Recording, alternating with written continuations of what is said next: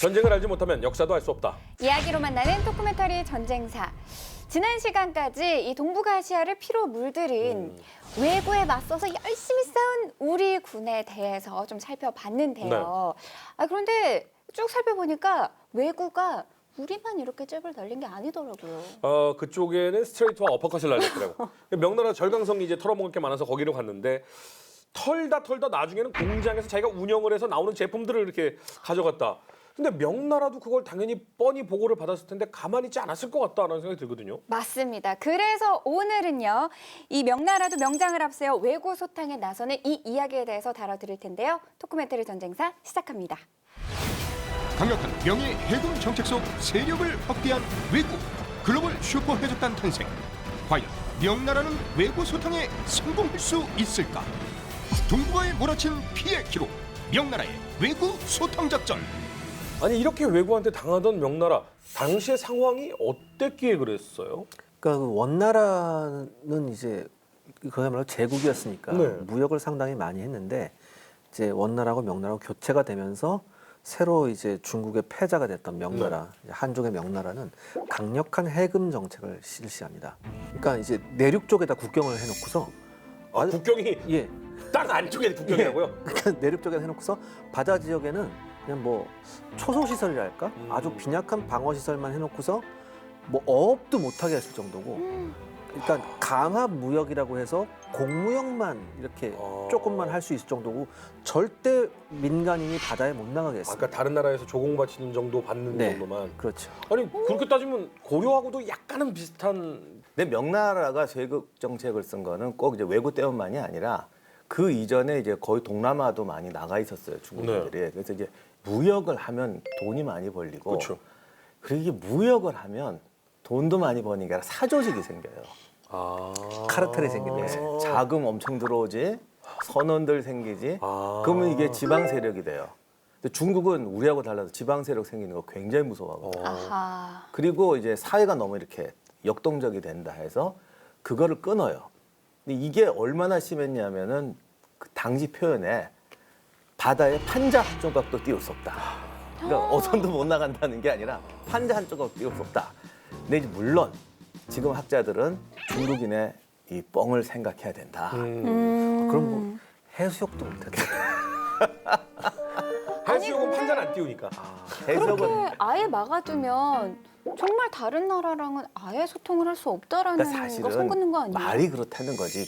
이제 중국 사람들 이거는 우리가 정말 오늘 계속 그 얘기가 나오는데 중국 기록은 정말 깎을 만큼 깎아야 돼요. 에이, 설마 이 정도라고 하늘 정도까지 깎아야 된다. 아, 제가 이따가 말씀드리겠습니다. 저희가 몇 번의 경험이 있었잖아요. 이게 약간 동남아 전통시장 쇼핑 같은 느낌이 들어야 되네요. 깎을 수 있을 때까지 깎아도 그들은 괜찮다는. 아무튼 아직까지 남아있다. 스케일이 크긴 크더라고요. 그러니까 사람들이 이 정도 깎았으면 됐겠지 싶으면 아예 절반도 안 왔어. 그 정도예요. 근데 아무튼 그런 말이 있을 정도인데 실제로는 이제 밀무역 꽤 했어요. 네. 밀무역도 하고 그 정도로 철저하게 단속은 못했다라는 것이 지금 학자들의 견해인데 기본적으로는 이제 사회가 너무 이렇게 빨리 변하는 것을 막기 위한 안정시키기 위한 방법이었고 또 그것 때문에 왜구가 쳐들어온다는 것도 꽤 중요한 문제 중에 하나였고 이래저래 쇄국 정책으로 강하게 시행하게 됩니다. 근데 그렇게 쇄국 정책을 뭐 시행한다 하더라도 이 물자가 부족하거나 이렇게 되면은 어쩔 수 없이 이제 좀 손을 잡으려고 한다든지 이런 노력을 하게 되지 않을까요? 앞에서 막으면 뒤에서 한다니까. 그러니까 우리가 늘 하는 말이지만 금주령을 시행하면 마피아가 생기고 그렇죠. 무역을 금지했더니 돈 있는데 사람들이 왜 안 해? 그렇죠. 그럼 말로만 판자 하나도 못 나가게 한다고 말뿐이지 그 넓은 해안선에 그럼요. 그 들어가면서 아유 나으리 고생하십니다요. 요 이렇게 하면은 이건 판자도 아니야.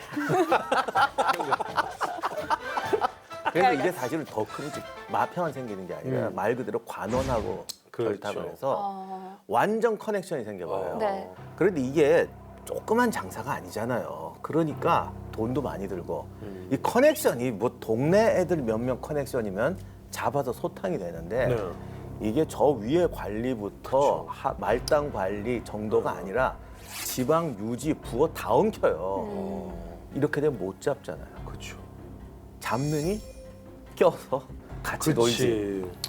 그래서 사회가 더 심하게 타락을 하고 이 커넥션하고 얽히면서 외국뿐만이 아니라 중국 해적들이 이제 대해적이 생기게 돼요. 그러면 중국 해적과 외국 해적이 결탁을 하면은 사실은 이런 경우에 가장 중심적으로 발달하는 게 힘 있는 자가 오히려 겉으로는 되게 너그러운 뭐 관리인 척하면서 사실은 해적을 다 좌지우지하는 사람이 되는 경우도 많잖아요. 국제 카르텔이 생기는 거예요. 그러면 이때 당시에 그 외국을 중심적으로 좀 이끌었던 인물들이 좀 있나요? 왕직이라는 중국 인물이 있습니다. 많이 들어본 것 같은데. 왕직 근데 뭐 다른 데도 뭐 왕직이 나오긴 하는데 네. 이 왕직은 중국 드라마 가끔 보면 네. 왕직을 주연으로 하는 드라마가 몇 개 있습니다. 보면은 이 왕직은 항상 풍나로 나와요. 풍우나. 네, 그리고 우리가 한 맞지 뭐. 그 다음에 그러니까 어떤 타입이냐면 우리나라 왜 보물섬에 나오는 뭐 실버 선장 같은 그런 캐릭터로 대단히 많이 나오는 사람이에요. 이 사람이 전설적인 밀무역군이었습니다. 풍운한데 밀무역. 근데 네. 일본뿐만 아니라 저기 동남아시아까지 가서 이제 밀무역을 했는데 어. 이 사람의 주요 밀무역 거래품이 뭐냐면 국가에서 강력히 통제하는 품목이었어요. 화약의 원료인 초석이었어요. 초석. 일본은 게다가 초석이 별로 나지도 않는데다가 네. 그 질이 안 좋아가지고 굉장히 초석에 목말라 있는. 더 웃기는 게 초속 수요가 일본의 전국시대 조총 때문에 생겼는데 네. 지난번에 전국시대 할 때 얘기했지만 이 조총을 전해준 그 다네가시마에 표류한 배가 이 왕직의 배였다고 알려져 있어요. 아 그때 당시에 기자님께서 얘기한 영국과의 커넥션이 있을 수 있다라고 했던 그 배. 아니야. 그거 말고. 그거 아니에요? 그건 리프트. 그 전에 어. 그 전에 포르투갈에 태우고 상륙했던 표류했던 배. 아. 그래서 그런지 몰라도 이 왕직은 조총의 명인이었습니다. 이 왕직이 항상 해적질을 할 때 네. 칼을 빼든 게 아니고 조총을 두 자루를 들고 있었어요. 와. 그러니까 그 중국 드라마 보면 그런 장면이 대단히 많이 나와요. 하이테크놀로지 해적이었네요. 아무튼 이 왕직이 금수 품목을 가지고 밀무역을 하고 뭐 이렇게 하면서 5, 6년 만에 떼돈을 법니다. 그렇겠죠. 그리고 강력한 커넥션과 카르텔을 통해서 아주 확고한 조직을 구축하죠. 근데 앞서서 왜 풍문화 맞지 뭐라고 옆에서 말씀하셨잖아요. 어떻게 하길래 풍문화가 맞는 거예요? 아니 그러니까 뭐 파란만장하더라고요. 소금 무역상 이런 거 네. 밑에서부터 시작하다가 동남아 무역을 하면 돈을 번다 해서 동남아로 나갔어요. 그런데 뭘 좀 해보려고 하는데 세국이 떨어진 거예요. 아하. 이게 그거 아시죠? 파블로 에스코바르라고 전설적인 콜롬비아의 마약상. 네. 그 사람의 차이니스판입니다. 이 왕직이. 그러니까 그때는 마약은 없었지만 금수 품목인 그걸로 네. 했었기 때문에 이 사람의 특징이 뭐냐면 막 밖에서 밀무역을 하고 온갖 뭐 나쁜 짓이죠. 나쁜 짓은 다 하고 하지만 또 가족 사랑은 또 대단히 지극했던 사람이에요. 그러면 이 사람이 중국에 적을 두고 있던 사람이면 굉장히 밀무역을 많이 하고 오면 가족들부터 먼저 예전에는 네. 잡아들이지 않았나요? 지금 다 커넥션, 카르텔이 형성돼 있는데. 그 감히 잡아들이는 누가- 관리도. 아니 몇 번 가족이 잡혔는데 소주에 살았어요. 그러니까 네. 지금 우리로 말하면 뭐라고 표현해야 될지 뭐 서울에 살았다고 할 수는 없는데 굉장히 아무튼 번화하고 중국에 수도권? 뭐 맨하탄에 살았어요. 경제 중심지. 소주는 당시 중국의 맨하탄이에요. 네. 그러니까 거기 사니까 사람들이 쟤네가 저 왕직의 가족이야. 어느 날 정의로운 수령이 잡아가둬요. 다 풀려나요. 그러니까 이런 거 있죠. 잡혀가면서 당신 실수하는 거야. 이러면서 잡혀간 거 있잖아요. 그리고 이제 다시 교차에 네. 나오면서 고생하셨습니다라고 하면서 이렇게 나오고 그 사람은 에이 하고 쫓겨나고. 아니, 근데 가족 사랑이 어땠길래요? 그러니까 이 뭐 자기 자식들도 있었고 부인도 있었는데 뭐 그렇게 끔찍하게 사랑을 했대요. 그러면서 방금 말씀하신 것 같이 이제 가족들이 잡혀가면 그 옛날인데 이게 뭐 소식이 들어가는 게 대단히 늦잖아요. 그쵸. 그런데도 불구하고 보통 한 2, 3일이면 다 풀려나왔다는 거예요. 왜냐하면 그 지역에 커넥션이 다 있으니까. 그러니까 좋은 아파트에서 좋은 차 몰면서 대놓고 사는 거예요. 그러면서 이제 그 구속시켰던 그 이제 관원은 같은 경우에는 그들은 어떻게 돼요? 그들은 이제 나 이거 이러다 큰일 나는 거 그쵸, 아니야? 그쵸, 라고 그쵸. 하는데 그 저녁 때 보면은 이제 은괴가 하나씩 옵니다. 고맙다. 이제 들어와. 그게 아니, 이제 우리 고맙다가 편으로 들어와. 야 어차피 안 되는 거 너도 즐겨. 그렇죠. 전생에 약간 느껴졌어. 챔프 박스 받아서 너 한 박스 받은 거 죄도 아니야. 혹시 허준 씨에게 뭔가 받으신 제작진 여러분들. 네, 아니, 아래 네. 근데 이게 정말 돈이 될 수밖에 없는 게 저희 이제 뭐 이 무역하면 항상 저희가 얘기하는 게임 있지 않습니까? 얼마 전에 이제 CD를 또 어디서 구해왔는데 제가 여기에 보면 단위가 싼 물품들은 진짜 배에다가 아무리 때려 실어서 무역을 해봤자 별로 안 남아. 돈이 안 돼, 돈이. 근데 단가가 높은 거 이런 것들은 몇 개만 실어도 엄청나게 부를 가져다 주는데 지금 초석이라든지 국가가 제한하고 있는 물품들에 대해서 이 거래를 했다라는 건 왕직의 부의 축적은 상상을 초월했을 거란 말이죠. 근데 아무리 그래도 가족은 보호했다 칩시다. 본인은 굉장히 중죄인이잖아요. 중국에서 살긴 힘들었을 것 같은데. 아 근데 이제 이 사람이 이제 밀무역을 하려고 하다 보니까 관선들도 쫓아오고 했겠죠. 그쵸. 뭐 눈치를 안 볼 수는 없으니까. 네. 근데 이제 관선들한테 쫓기고 그러는 게 좀 짜증이 났나 봐요. 그러니까 야 이게 내 바다에서도 내가 좀 보디가드가 필요한데 누가 없을까 했는데 그때 눈에 들어온 게 왜구들이었습니다. 아 처음엔 중국 해적만 데리고 있다가 네. 설마. 왜구가 이거 보니까 항해술도 뛰어나고 싸움도 잘한단 말이죠. 근데 진짜 중요한 거는 초석이잖아요. 그렇죠. 일본은 화약이 너무너무 필요하죠. 그러니까. 그러니까 일본 외국한테도 가장 짭짤한 물품이었던 거군요. 그렇죠. 그러니까 이 왜구들이 예를 들어서 우리가 생각하기에는 왜구들이 더 커다란 세력으로 왕직을 흡수한 거냐 이렇게 생각하는데 아닙니다. 왕직이 오히려 왜구들을 자기 수하로 부려요. 왜냐하면 왕직은 화약 원료를 대주는 사람이니까 일본에서도 대접을 안 해줄 수가 없잖아요. 그러니까 단순히 해적도 먹일 곳인 게 아니고 그 지방 영주가 보호를 해줘요. 와. 아니 저는 과연 아무리 그렇게 밀무역을 해도 왜 아까 중국에서 강력한 해금 정책을 내세웠기 때문에 이게 쉽지 않았을 거다라고 생각을 했거든요.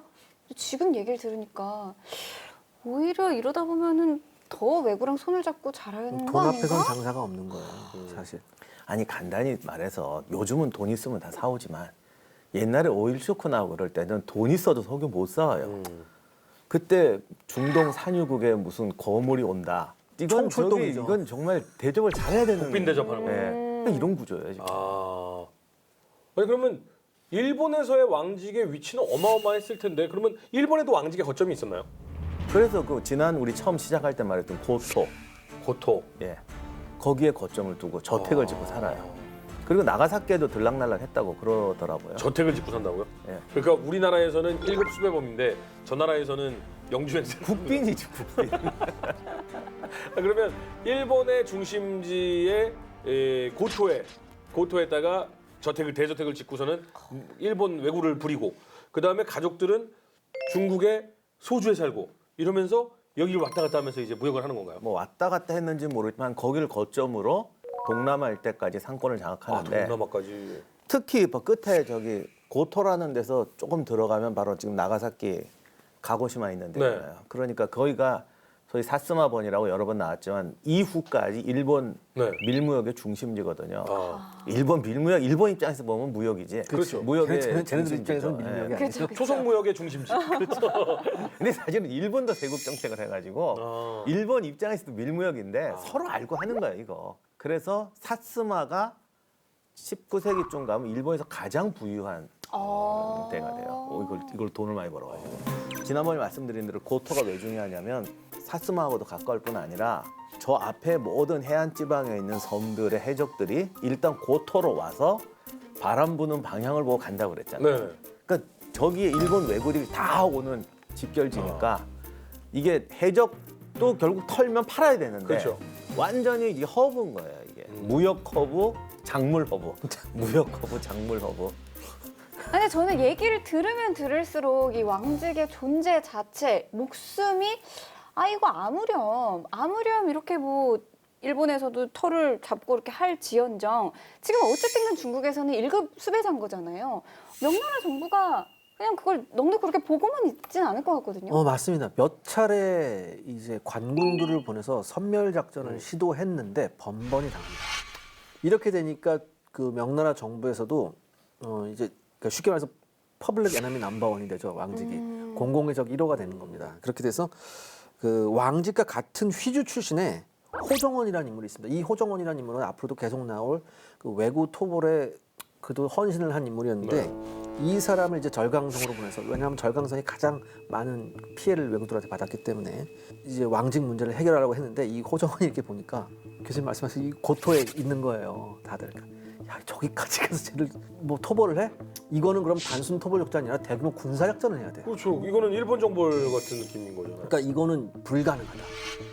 다른 방법을 찾아보자. 그렇게 해서 이제 다른 방법을 찾다가 부하 중에, 그러니까 왕직 부하 중에 서위라는 인물이 있었습니다. 한마디로 이 왕직 밑에 있는 인물 중에서 비교적 총명하고 때로는 브레인 역할, 때로는 오른팔 역할을 하는 사람이었어요. 설마 스파이로? 그러니까 얘를 잡아서 팔다리를 끊어버리자. 그러니까 내가 말한 팔다리가 아니라면 왕직의 팔다리를 끊어버리자. 그런 역할이죠. 중요 라인을 끊자라는 뜻이에요. 그러니까 물리적인 팔다리가 아니라. 네. 아, 이제 왕직의 부하 중에 이제 서위라는 인물이 있었습니다. 네. 비교적 브레인이었어요. 얘를 이제 좀 꼬셔서 이제 우리 잘 아는 배 구호탄나. 알지. 빠뜨려야지. 예.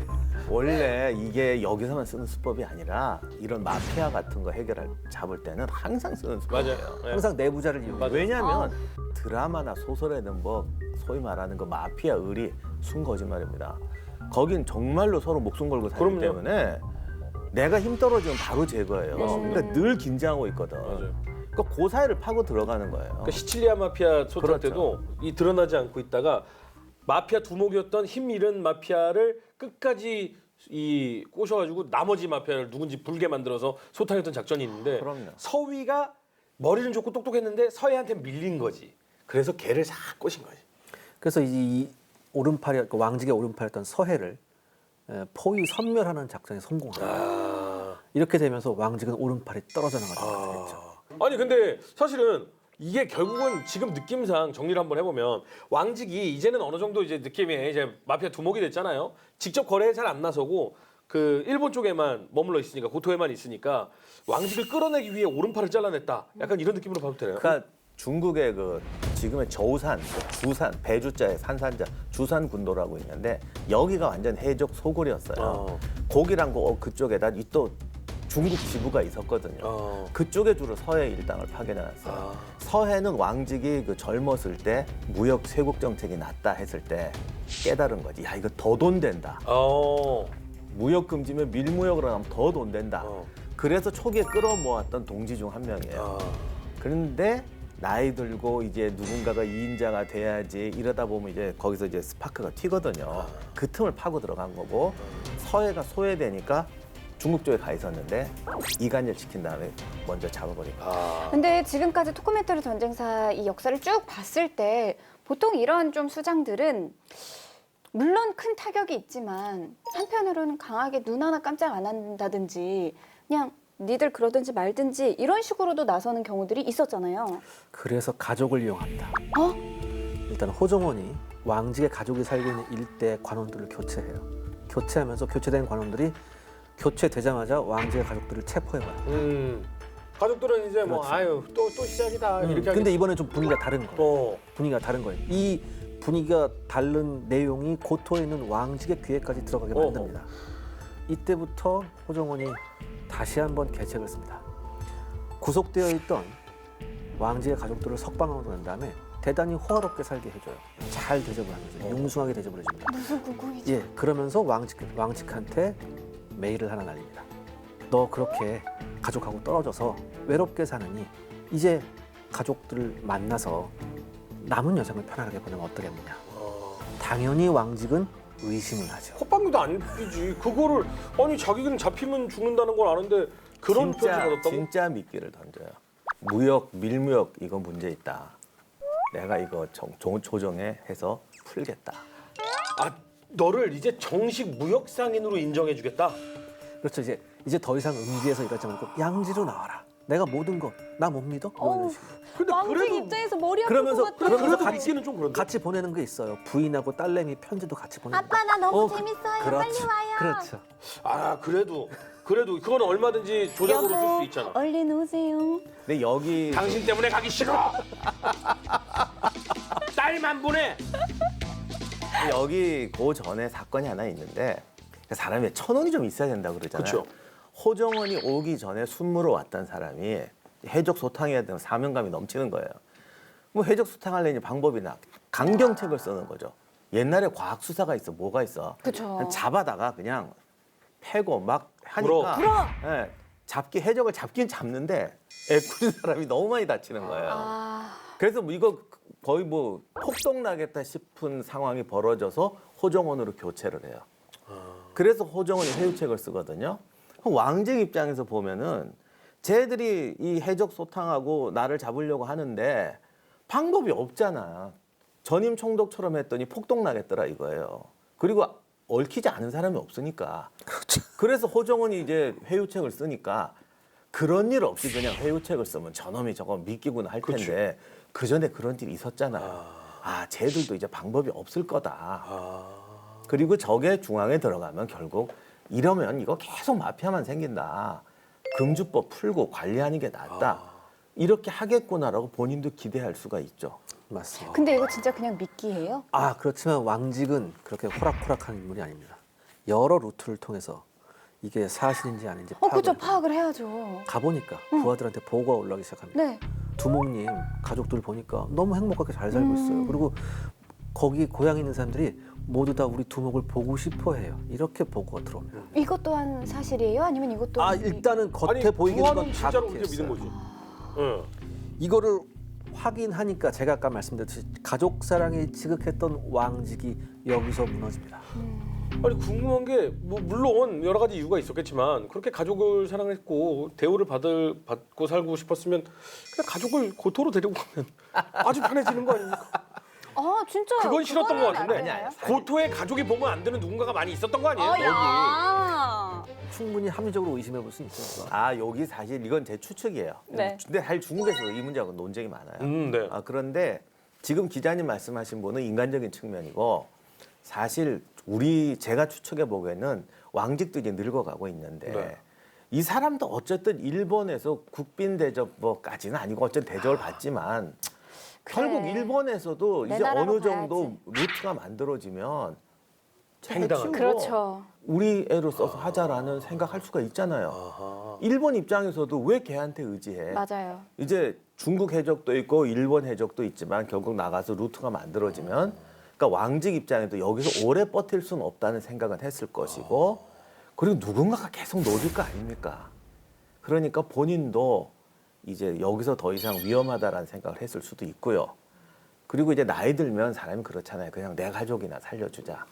그런 생각도 했던 것 같기도 하고 좀 이런 복합적인 상황이 있었지 정말 단순한 이런 사람이 어떻게 뭐 와서 그래요. 뭐 저기 가족들이 잘 살고 있습니다. 하나만 살펴보진 않았을 거고 분명히 여러 가지를 따져봤을 때 그래 지금은 가야겠다라고 마음을 먹었을 것 같은데 그래서 가나요? 가요. 그러니까 이제 뭐 조건도 많이 달았다고 하더라고요. 그러니까 왕직이 처음에 이렇게 물어봤다고 하더라고요. 뭐 이건 약간 픽션이 약간 섞인 건 했는데 나 가자마자 혹시 내 목에 칼을 씌우는 거 아니냐? 호정원이 칼은 무슨 칼? 지금 너네 가족들이 있는 집에 너네 곧장 갈까? 걱정하지 말아라. 수갑도 안 채운다. 걱정하지 말아라. 근데 야금야금 쪼이는 거죠. 저기 장기판 말 쪼이듯이 선택의 수를 계속 쪼이는 거죠.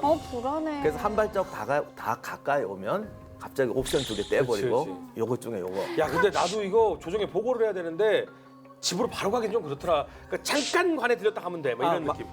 정확합니다. 바로 그겁니다. 1556년 말에 왕직이 호정원한테 출두를 해요. 출두하는 그 자리에서 체포가 됩니다. 근데 출두 체포를 하면서 이런 비슷한 말을 해요. 아니 지금 어쨌든 이거 왜냐하면 사람들이 보는 형식상. 눈이 있기 때문에 일단은 너를 구금해야 된다. 감사 떴어 감사. 진짜야. 뻥치고 어제 감사가 왔어. 내 얘기 못해서 미안한데 잠깐 갔다 가면 돼. 그 다음에 이렇게 얘기하는 거죠. 8.15 특사도 있고 추석 특사도 있다. 걱정하지 마. 그리고 마지막엔 이렇게 말하는 거지 감옥에 와서 너 죽을래? 가족 죽을래? 아니면 둘 다 죽던가. 그렇게 해서 끝내 1559년에 왕직은 차명에 처해집니다. 잠깐만요. 왜 안타까워하죠? 아니 그게 아니, 사실은 아니, 예. 그러니까 뭐 물론 그러니까 야. 이게 스토리가 우리가 이입이 어디로 되느냐인데 그쵸. 사실 우리가 왕직이 극악무도한 행동을 한 얘기는 별로 못 들었어요. 그렇죠. 근데 호정원이 너무 얍삽하게 왕직을 잡았어. 아니, 그러니까 이게 지금 맞는 말이 뭐냐면 중국 드라마도 다 이런 스토리예요. 왕직은 푸근하고 막 사람들한테 사랑받는 사람들이었는데 그리고 막 사람들은 힘들어하는데 왕직은 오히려 해적질을 해서 밀무역을 해서 사람들을 도와주는데 이제 탐관오리들은 이렇게 다 뺏기만 나가면 하고. 또 쟤들이 외국 편드냐 그러고 또 난리나. 아니 그 드라마 보니까 호정원 역할을 하는 배우가 나왔는데 어디서 저런 배우를 구했을까? 너무 잘 맞아요. 막 얍삽하게 이를 데 없는 배우가 나왔다. 아니 근데 사실 그러면 한번 그 죄의 질을 따져봐야 되는데 그치. 이 왕직이 벌였던 이 밀무역이 그때 당시의 명예에 굉장히 악영향을 끼쳤던 뭐 그런 상황이었고 많은 민중들도 피해를 입었나요? 문제는 말씀 말대로 해적이잖아요. 네. 그리고 우리가 누누이 얘기했지만 세상 모든 도적 중에 해적이 제일 잔인하다니까. 그런데 이걸로 인해서 피해받은 사람도 엄청나고 돈 번 사람도 많고. 근데 이 돈을 벌었다는 건 부자만 버는 게 아니에요.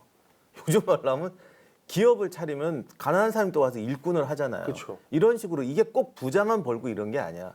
그래서 뭐 이 지역 사는 사람들은 다 이래저래 관련이 있다. 경제가 부흥하면 또 돈도 도니까.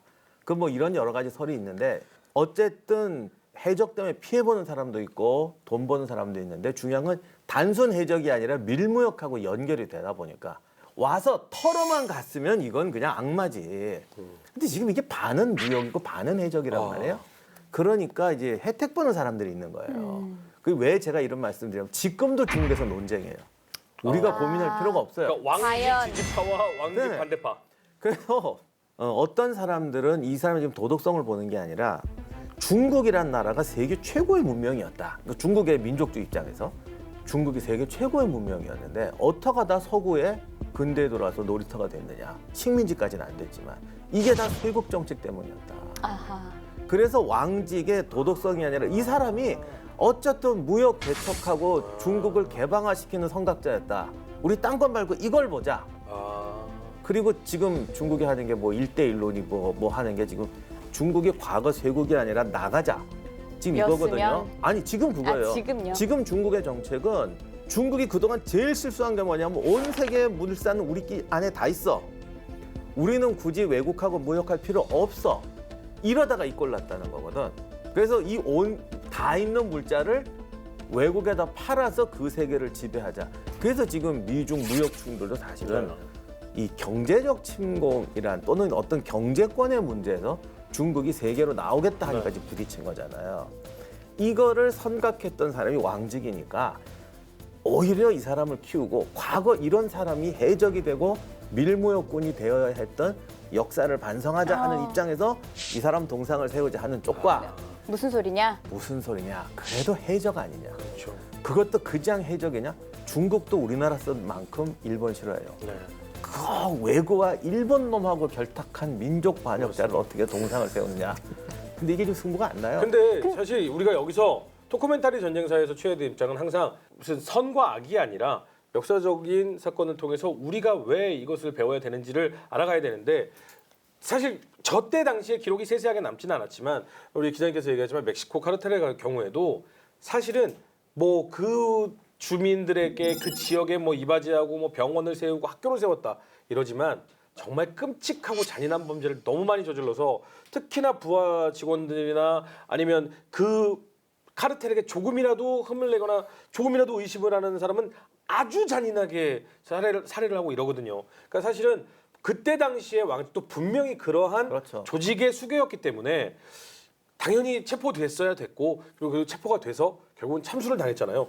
그러면 왕직이 이제 끝났으니 어느 정도 일본 외국과의 좀 커넥션도 끝났고 그럼 이제 외국가 이제 좀 덜 오게 되나요? 근데 저는 오히려 박사님의 방금 전자와 후자의 팽팽한 그 대결을 말씀하셨을 때 이 전자 의견을 가지고 와서 보면 오히려 이 왕직이 고토에서 털을 잡고 했기 때문에 일본의 외구 세력만 더 키워주고 더 강하게 만들어준 꼴이 아닌가? 그럴 수도 있죠. 이런 생각이 초석 갖다 들어요. 바치니까 외구들이 옛날에는 칼 들고 왔는데 이제는 막 총 들고 오고 그럴 수도 있죠. 말 정확한 지적인데 와 요즘은 학습을 안 해도 아주 막 나가시는 좀 있으면 우리 없어져도 될 것 같아요. 스스로 생각하기.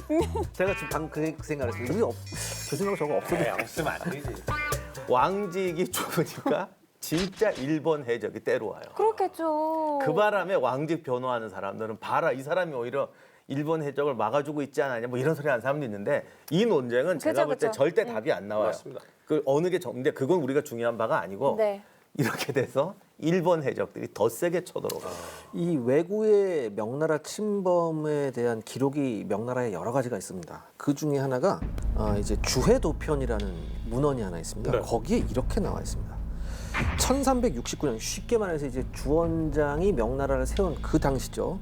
1369년부터 1561년까지 192년간 크고 작은 외변이 285건이 기록이 되어 있습니다.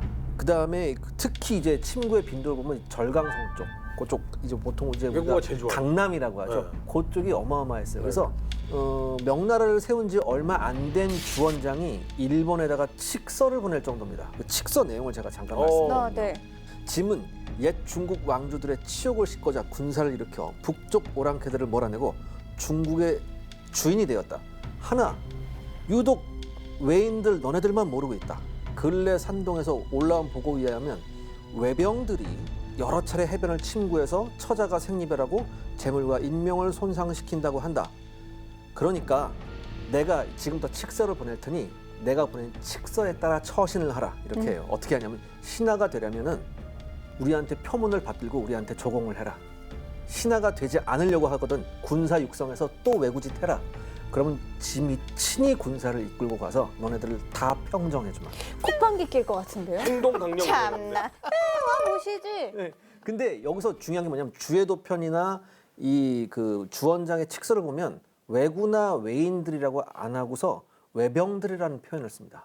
약간 인정을 예. 해주는 거군요. 안정이 아니고요. 이게 진짜 왜 조정에서도 알고 있는데 이걸 놔뒀다 뭐 이런. 그러니까 단순 불법적 해적이 아니라 그 우리가 지난번에 고려 때도 얘기했지만 지방 영주 세력들하고 다 결탁한 공인된 약탈 집단. 그러니까 쉽게 말해서 준 군사 조직으로 보는 겁니다. 그래서 외병이라는 표현을 쓰고요. 특히 제가 좀 전에 말씀드렸듯이 이 강남 지역, 절강성이나 이 강남 지역의 피해가 극심하니까 특히 1546년 가정 25년부터 이때는 외구가 상륙하기를 매우 즐겨합니다. 예전에는 이제 연안 지역만 하고 했는데 이제는 도착해서 털고 배 싣고 출발. 예전 근데 지금은 이 무렵부터는 어떻게 하냐면 상륙해서 내륙 깊숙하지까지 들어와요. 아.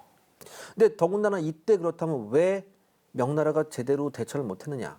이때 명나라가 뭐 중원을 통일했다고는 하지만 아직까지 이 몽골족 소수 부족한테 계속해서 얻어맞고 있었대요. 특히 이제 이 경술의 변이라고 있었는데 이제 가정 29년이었죠. 1550년에 몽골족인 알탄이라는 몽골족이 있었는데 이 사람이 다시 한번 명나라를 침공합니다. 이거를 막느라고 전 명나라 군대가 그쪽 다 가 있었어요. 그러니까 강남 쪽에 군대가 없는 거예요. 그러니까 여기서 완전히 뭐 말도 못하는 침략 노략질이 나고 이때가 바로 우리가 아까 말했던 왕직이 활동하던 시기였었어요. 그래서 이제 명나라 군도 이제 좌시할 수 없잖아요. 그래서 아까 말씀드린 뭐 호정원이나 뭐 또 유대유, 장경 같은 사람들을 보내서 토벌을 하게 하는데 외구를 처음에는 이렇게 향토병을 모집했대요. 왜? 중앙에 군사가 없으니까 다 부족 가졌으니까. 그래서 가서 향토병을 모으는데 향토병을 모을 때 누가 좋겠느냐. 그러니까 첫 번째 꼽히는 게 승병이었대요. 승가 집단. 두 번째가 무가 집단이라고 해서 무술하는 사람들. 화산파 뭐 이런 거. 뭐탁 모아서 보니까 뭐 너네들이 싸울 수 있겠냐니까. 이게 무슨 말씀하십니까? 그러면서 뭐 승려들이 뭐 18라한진 이런 거 막 보여주고 이게 확대된 게 108라한진입니다. 뭐 이런 거 막 보여주고 그럴듯하잖아요. 한번 싸워봐라. 싸웠는데 우리가 보통 이제 올림픽 같은 데서 우슈 같은 거 보지 않습니까? 그럼 보통 이제 나와서 연기를 합니다. 2분 내외 연기를 하죠.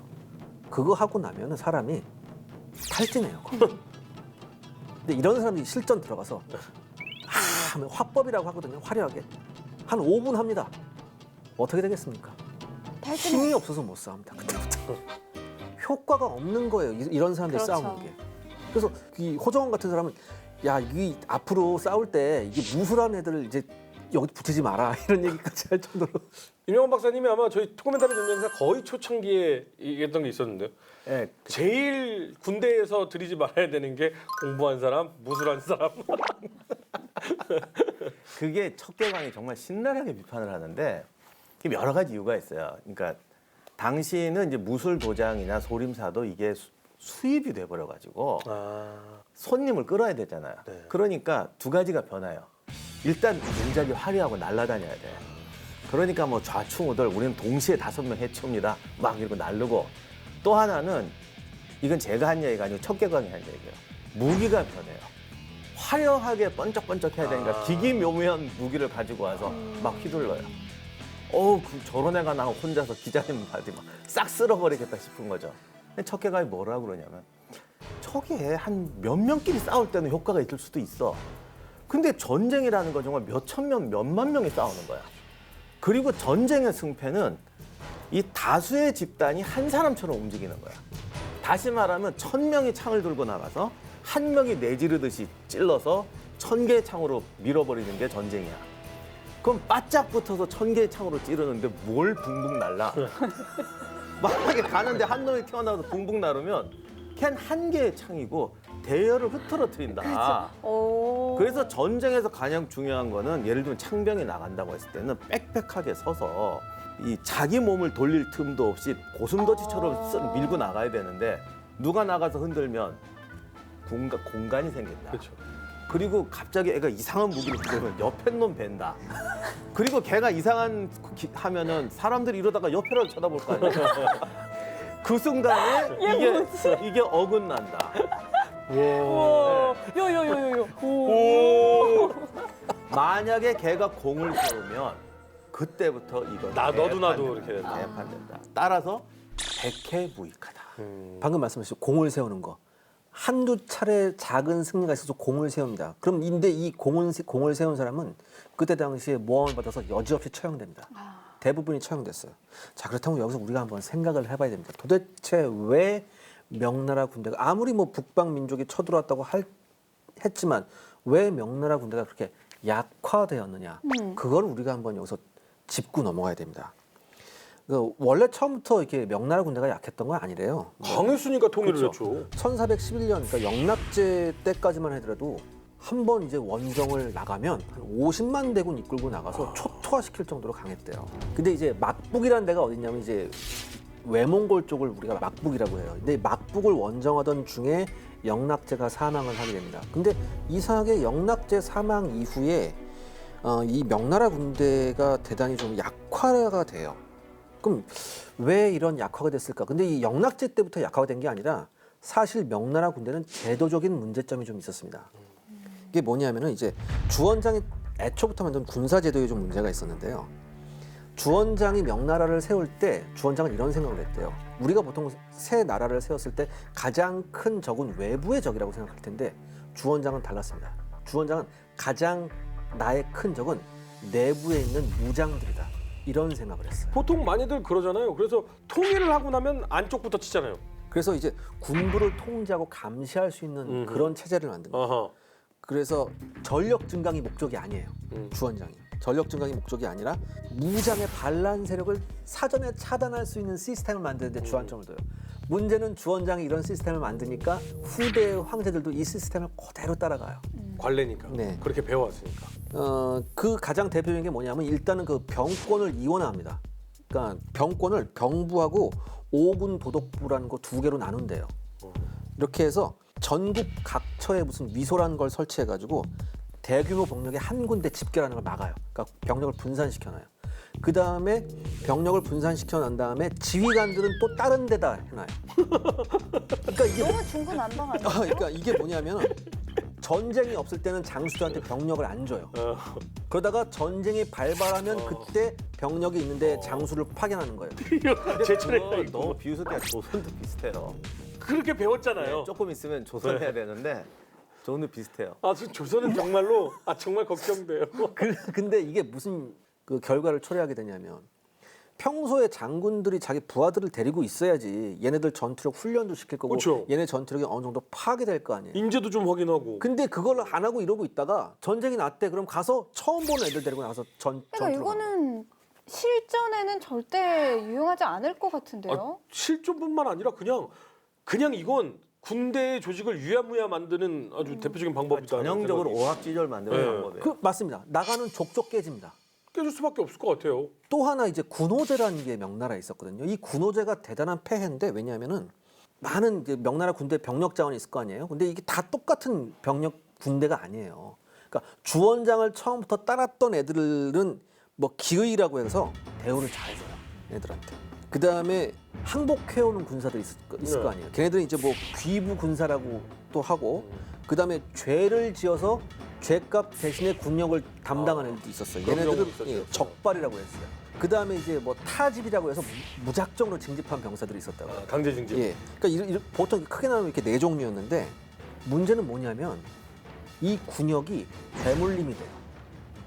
아빠가 하다가 죽으면 자식이 가야 그렇죠. 된다고요? 그러니까 원래 주원장 밑에 있었던 애들은 대대로 귀족 가문이 돼버리는 거야 군벌에서. 근데 뭐 우리 아버지가 죄 지어서 군역했다 그럼 나도 죄인 취급이네? 예, 그 소속에 들어가야 돼. 그게 뭐야? 그러니까 이것 때문에 아주 극심한 반발이 일어납니다. 또 하나 명나라 군대를 경제적으로 완전히 무너뜨린 결정적인 게 뭐냐면 둔전제예요. 우리가 둔전제 얘기 많이 들어봤죠. 둔전제하면 오히려 좀 좋게 보는 시각이 그렇죠. 많잖아요. 많이 좋게 봐요. 그러니까 주원장도 심지어 주원장은 이렇게 얘기했어요. 나는 100만 대군을 양성했지만 백성들한테 쌀 한 톨도 걷지 않았다. 둔전제를 했기 때문에. 이렇게 주원장은 자만했어요. 근데 이 둔전제의 폐해가 속출합니다. 그러니까 조직이 작았을 땐 둔전제가 웬만큼 괜찮은데 몇십만 단위의 군대에서 둔전제를 해버리니까 이게 문제가 커져요. 뭐냐? 둔전에서 얻는 그 양곡을 가지고 군대가 살아야 돼요. 그러니까 나만 사는 게 아니라 내 가족까지 먹여 살려야 되는 거예요. 그렇기 때문에 여기에서 이제 부패가 시작됩니다. 보통 이제 병사 한 명당 둔전제를 하게 되면 1년에 12석을 받아야 되는데 중간에 관리들이 끼어들기 시작해요. 그래서 심지어 둔전을 몰수하기까지 하고 병사들은 12석 받을 때 관리들은 120석 받습니다. 그러니까 이게 둔전제가 잘못된 게 아니라 항상 나라는 부패한 관리나 조직이 문제가 되는 더군다나 이렇게 되니까 군사들이 훈련 받을 시간이 없어요. 농사 져야 되니까. 그래야지 가족을 먹여. 이거 안 내면은 나는 그 병역을 제대로 안 한 그러니까 거니까. 군인이 아니라 농부가 돼버려요. 다. 아하. 근데 이게 그러니까 한국, 중국이 똑같은 문제가 있어요. 근데 기자님이 이 프로를 얼마나 열심히 하는지 저 명나라 군사제도 되게 어렵거든요, 사실. 이거 보통 사람 이해 못해요. 네. 읽어도 무슨 말인지. 칭찬합니다. 저 정도로 공부를 열심히 하면 편집될지는 모르겠지만 오늘 또 2편에서 무기고 있다고 해서 신이 나셔갖고 열심히 공부했다는 소문을 들었습니다. 이 어려운 거를 저렇게 요약 정리해 온다는 건 엄청나게 공부했다는 얘기죠. 아 맞습니다. 아. 그러면 그러니까 주원장 이후에 이제 수백 년 동안 왜구가 정말 많이 이렇게 괴롭힘을 당했는데 왕직을 처형하고 나서도 밀려드는 왜구가 막기는커녕 더 내륙안으로 들어왔다.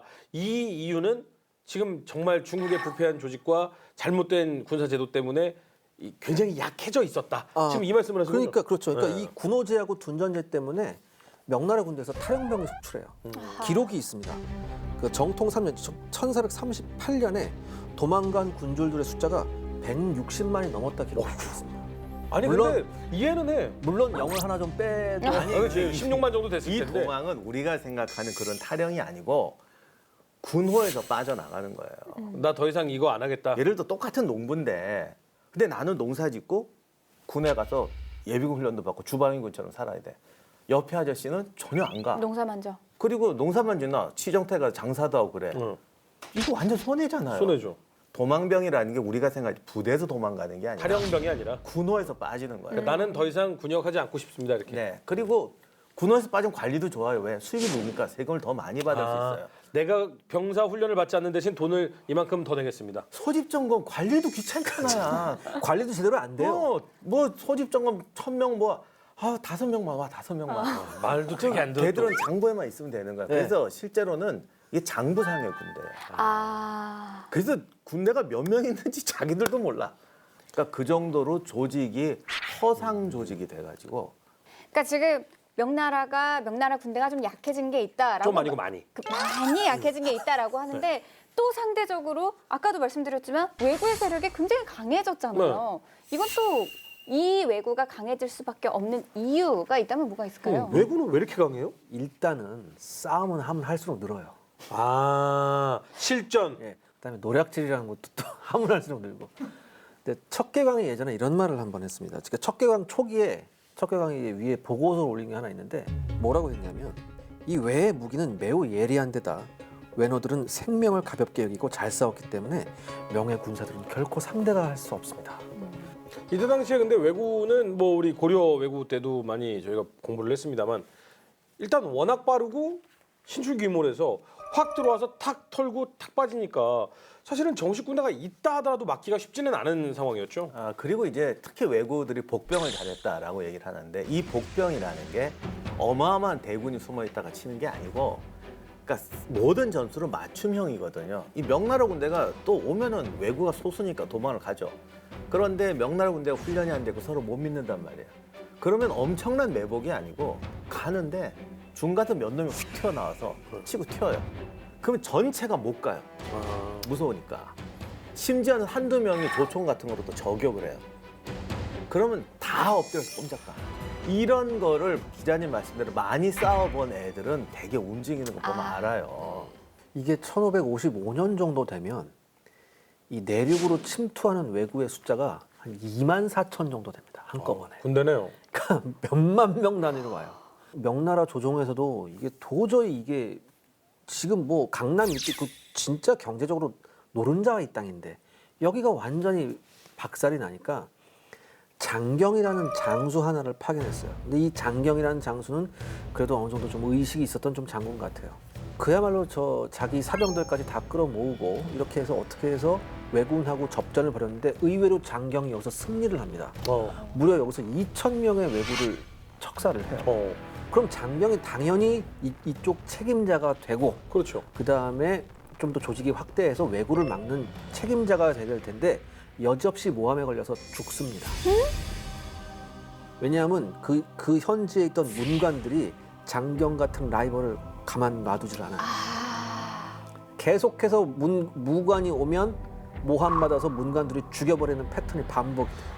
일이 이렇게 되니까 심지어 왜구한테 협조하는 명나라 사람들이 늘기 시작합니다. 해안지방에서. 이거 봐요, 이거 봐요. 그러니까 왜구의 숫자가 점점 더 늘어나기 시작합니다. 다음 이야기. 약해질 대로 약해진 위기의 명을 구원하라. 척개광의 등장으로 뒤바뀐 왜구 소통작전의 탄생. 그 비밀의 스토리를 파헤쳐본다. 중국의 왜구 소통작전. 그래서 이제 등장하는 사람이 척개광입니다. 척개광이 등장하는데 각고의 노력 끝에 원항진이라는 그때는 사람 이름 따서 척가군이라고 그랬어요. 새로운 부대를 만들죠. 중요한 게 이게 왜구 한 명을 상대합니다. 아 진짜요? 그 정도로 왜구가 잘 싸웠어요. 10명이 그냥 때로 덤비면 그건 소용이 없어요. 조직적으로. 예. 그 요즘으로 그냥 합체시키는 거야, 이게. 그러니까 너가 왼팔, 너가 오른팔. 그렇지. 치킨. 5번의 전투가 있었는데 5번 모두 척개광이 승리합니다. 배고픈 자의 원항진으로. 태주 지역에 침범했던 왜구가 완전 일소가 됩니다.